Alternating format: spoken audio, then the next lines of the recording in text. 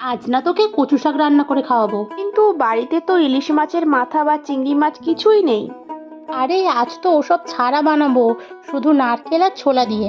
কচু শাকটাকে প্রথমে বেশি করে লেবু আর নুন দিয়ে সিদ্ধ করে নিয়েছি।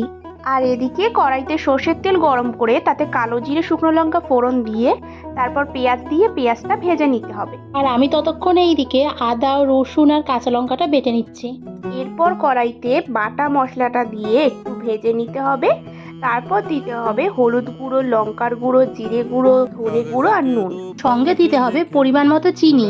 এবারে অল্প জল দিয়ে সব মশলাটা কষাতে হবে। জল যদি না দেওয়া হয় মশলাটা কিন্তু পুড়ে যাবে। এবার মশলা কষানো হয়ে গেলে সিদ্ধ করে রাখা কচু শাকটা দিয়ে দিতে হবে।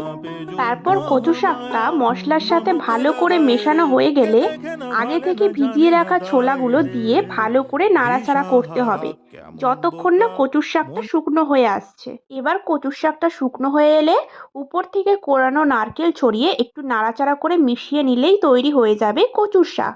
এভাবে একবার বাড়িতে বানিয়ে জানিও কিন্তু কেমন লাগলো।